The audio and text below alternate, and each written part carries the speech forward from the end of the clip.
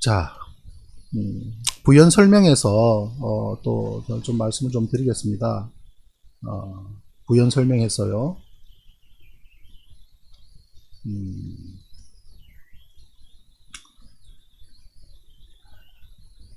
아까 구획을 제가 이렇게 나눴지 않습니까? 네. 1번부터 7번까지 나눴죠. 그죠? 네. 그리고 3번으로 나누면은, 그죠? 1, 2번, 3, 4번, 5, 6, 7번. 4번 부분에서 화물이 왕창 쏟아지고 나면 그 다음에 움직임은 화물과 함께 선체가 움직이기 때문에 이쪽을 쳐다볼 필요는 없습니다. 그냥 선회가 또 우회도 하는 거죠. 이 과정을 놓고 1, 2, 3, 4의 과정을 놓고 급선회라고 말하는 사람은 없습니다. 선조이 스스로도 그렇게 안 적었지 않습니까? 왜 그런데 원인을 급선회에서 찾느냐 이 말입니다. 제 말은. 네. 그리고 이게 있습니다. 모멘트 알파, 모멘트 베타라고 제가 적어놓은 게 있습니다. 요거 말씀 좀 드릴게요. 모멘트 알파, 모멘트 베타, 이건 뭐냐면요. 사고가 발생한 게 1번부터 시작이 됐으면 1번부터 시작된 사고의 원인이라고 할 수 있는 모멘트 값의 변화가 있습니다. 그게 모멘트 알파입니다. 이 모멘트 알파라고 하면 무언가 힘이 가해진 플러스 요인이라고 생각하실 수가 있지만 그게 아닙니다. 마이너스였습니다. 마이너스. 왜 마이너스냐? 엔진 두 개 중에서 한쪽을 슬로우 다운 시킴으로 인해 가지고 스피드가 다운되면서 좌연 엔진은 전속으로 돌아가는데 우연 엔진을 슬로우 다운, 임의로 슬로우 다운 시켜버리는 바람에 양쪽 추진력의 차이로 인해서, 더구나 우연 엔진이 슬로우 다운 시킨 방법은 3가지가 있는데요. 하프 슬로우, 네? 그 다음에 슬로우, 데드 슬로우 있습니다. 그러면 슬로우까지 가더라도 프로펠러가 천천히 돌기 때문에 저항으로 작용하지만 데드 슬로우까지 내려가면은 프로펠러가 오히려 저항으로 작용합니다. 좌연은 전속, 우연 프로펠러는 저항으로 작용하면 결과는 어떻게 됩니까? 배가 오른쪽으로 자꾸 가려고 하지요. 그러니까 조타수가 뭐라 그럽니까? 이상하네. 왜 자꾸 오른쪽으로 가지? 그 전부터. 그러면 데드 슬로우, 우리 우연만 데드 슬로우 났다는 사실은 어떻게 아느냐? 2등 항해사가 브릿지가 올라온 시점이 6번, 7번 단계입니다. 6번, 7번 단계에서 2등 항해사가 브릿지에 올라왔더니 그때 기관장이 좌연 엔진을 그때야 스톱시켰습니다. 좌연 엔진 스톱 시점은 거의 아래 박스 쪽에서 좌연 엔진 스톱하는 거는 목격자가 있습니다. 그때 우연 엔진이 왜 데드 슬로우 상태로 돼 있지? 라고 이 항사가 지적합니다. 즉 데드 슬로우가 된 상태는 좌연은 이 부분에서 스톱을 했지만 우연 엔진이 데드 슬로우 된 상태는 5번, 4번, 3번, 2번 어딘지 몰라도 앞에서 발생했다는 얘기입니다. 그러면 그걸 확인할 수 있는 방법은 뭘까요? 본인한테 진술을 들으면 되죠. 조사하면 되죠. 근데 전혀 아무도 안 했습니다. 그러면 제가 어떻게 추론합니까? 엔진의 한쪽에 문제가 생기거나 슬로우 다운 시켰다면 뭐로 나타날까요? 스피드로 나타나요. 스피드. 19나트로 오던 배가 17나트로 떨어지고 16나트로 떨어지고 15나트로 떨어지면 어디선가 엔진에 손을 본 거잖아요. 조류? 어떤 양반은 조류 이야기 하는데 이 시간대는 정조 시간대, 거의 하루 중에 가장 조류가, 즉 조류가 바뀌는 시간대. 아래쪽으로 내려둔 조류가 서서히 바뀌어서 그 다음 이쪽 북쪽, 지금 여기서부터는 7번 이후로는 올라가죠. 이때는 엔진도 다 꺼졌습니다. 위로 올라가는 건 표류입니다. 표류. 이 조류 때문에 올라가는 겁니다. 여기는. 자, 그래서 알파 부분의 모멘트 값은 플러스 값이 아니라 마이너스. 그래서 제가 내인에 의한, 내인이라는 것은 의도적이든 실수든 과실이든 뭐든 누군가의 조작질이든 스피드의 변화를 준, 추진력의 변화를 준 모멘트 값, 마이너스 모멘트 값. 그러니까 이거는 내적인 요인이겠죠. 외부에서 들이받은 게 아니니까. 내적인 요인에 의한 외력이라고 제가 규명했던 겁니다. 외력, 마이너스 외력. 내인설, 외인설 두 사람 양측 모두 이 원인에 접근 못하는 겁니다. 그러니 안이 두 개로 나와 있는 겁니다. 그래서 제가 강의할 때 이 두 가지 안 나온 거는 천만다행이다. 차라리 어느 한쪽에 양쪽이 올인해서 합의를 받더라면 엉뚱한 데로 가죠. 둘 다 결론을 못 내고 양쪽에 버티고 있으니 가운데 원인이 있다는 걸 서로가 알게 되는 거니까요. 그게 모멘트 값 알파입니다. 모멘트 값 베타는 뭐냐? 아까 보셨다시피 우리나라의 모든 기관들, 해난심판원까지 포함해서 모든 기관들이 우회전이고 대각도 변침했고 우연 35도까지 썼고 심지어 솔레노이드를 주장하는 뉴스타파까지 우연 35도를 이야기를 하는데, 만약에 그랬다면 베타, 모멘트 베타가 나올 수가 없다. 무슨 얘기냐? 자, 보십시오. 선수 방향이 그대로 그려져 있습니다. 선수 방향이 그대로 그려져서 오다가 엔진이 완전 정지하고 난 이후에 오히려 선수 방향이 좌회두를 합니다. 왼쪽으로 서서히 틉니다. 이게 모멘트 베타입니다.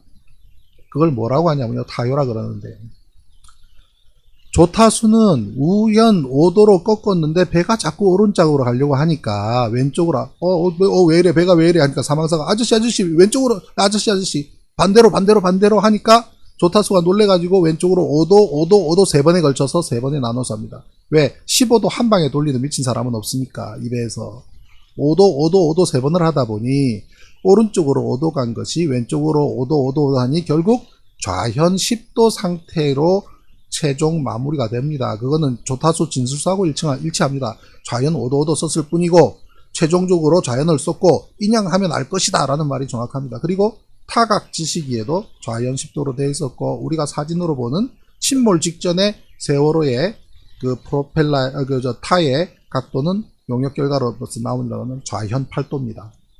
그 모든 걸 무시하고 솔레노이드 뭐라 그러면서 35도까지 갔다? 천만에요. 조타수가 최후로 좌현을 썼다는 증거가 바로 모멘트 베타에서 입증이 되는 겁니다. 이 상태에서 5도 쓰는 이 상태에서 좌현으로 타를 쓰면요, 타가 한번 오른쪽에 가 있던 타가 왼쪽으로 갈 때까지 1분 가까이 걸립니다. 여기서 5번, 6번까지 올 때까지도 계속 타는 왼쪽으로 돌아가고 있었을 겁니다. 타유가 그렇게 천천히 먹습니다. 이거 전체 회전이 3분인데 3분 중에 1분은 타가 돌아가는 시간입니다. 서서히 돌아가면서 와서 5번, 6번쯤에 와서야 비로소 좌현 타가 효과를 먹기 시작하니 7번쯤에 와서 앞에 선수가 다시 약간 좌현 쪽으로 변화한 것입니다. 이게 모멘트 베타입니다. 모멘트 알파로 인해서 기관을 인위로 손본 것에 대한 이것을 가한, 그것이 고의든 실수든 범죄든 그것을 규명할 수 있는 값이 모멘트 알파였고요. 모멘트 베타에 의해서 항해사와 조타수의 진술이 사실이라는 게 입증이 되고, 우연 전타를 했다고 올인했던 모든 기관들, 모든 주장자들의 논리가 한 방에 무너지는 겁니다. 그리고 또 하나요. 꽤 오랫동안 제가 이야기 안 했습니다만, 딴지일보에 누가 뭘 올렸습니다. 레이더 정보, 어떤 교수님께서는 강연할 때마다 저 레이더 정보를 쓰셨는데, 신 대표님께서 쓰신 항적 정보가 잘못됐다는 얘기가 있습니다. 정확한 레이더 정보를 좀 따지고 빨리 수정을 했으면 좋겠습니다. 내용이 있었고요. 그리고 빨리 신상철 대표한테 이거를 전달해 줬으면 좋겠는데, 혹시 연락처 아는 분 있습니까? 그거 딴지일보에서 보신 분 있을 거예요. 많은 사람 저한테 문자 메시지가 왔습니다. 그래서 제가 그 뒤로 개별적으로 문자도 드리기도 하고, 새날에서 이 내용을 한번 설명을 했습니다. AIS 정보와 레이더 정보가 왜 다른가. 간략하게 말씀드리면 이겁니다. AIS 정보는 이 배가 가면서 자신과 관련된 모든 소위 말하는 주민등록을 다 까면서 가는 겁니다. 그게 AIS 정보입니다. 나는 어디로 가고, 내 이름은 뭐고, 나는 어디로 가고 있고, 지금 침로는 어떻고, 지금 스피드는 얼마로 놓고 가고 있어 라는 거를 모든 정보를 날리면서 가는 겁니다. 왜? 그 정보를 수집한 VTS에서 그거를 취합해서 또 모든 배한테 나눠주면 다른 배에서도 나의 정보를 알고 내가 어느 방향으로 가는지도 알고 다 정보를 알고 서로가 알고 충돌을 피하자 이 말입니다. 그런데 오른쪽에 레이더 정보는 뭐냐?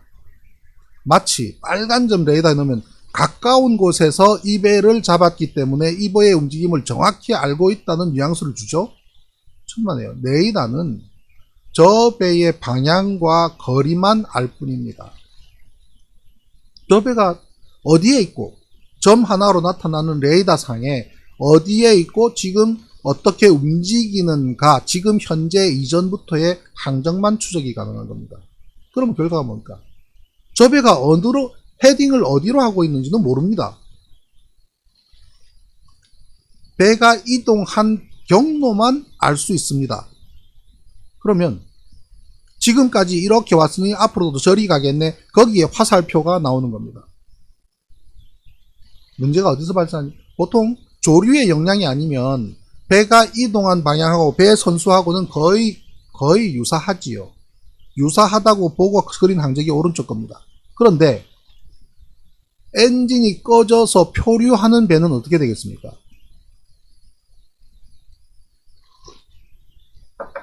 헤딩은 서쪽으로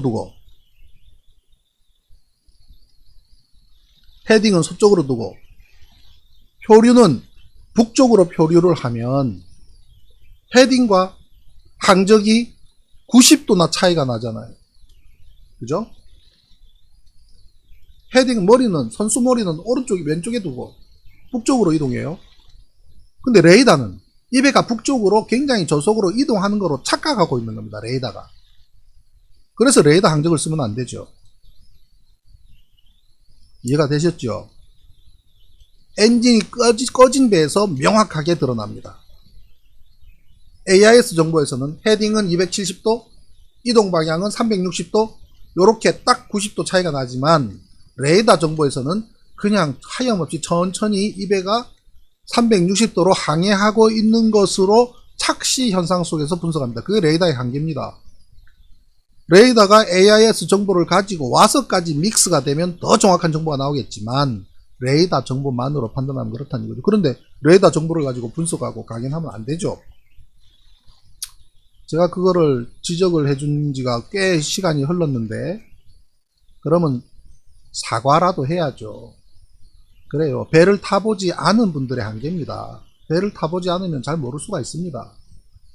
그럼 아무것도 아닌 것처럼 넘어가면 될 일입니까? 그건 아니잖아요. 사과를 해야죠. 그리고 그동안 자신이 발표했던 것이 무엇이 잘못됐는지 돌아볼 줄은 알아야죠.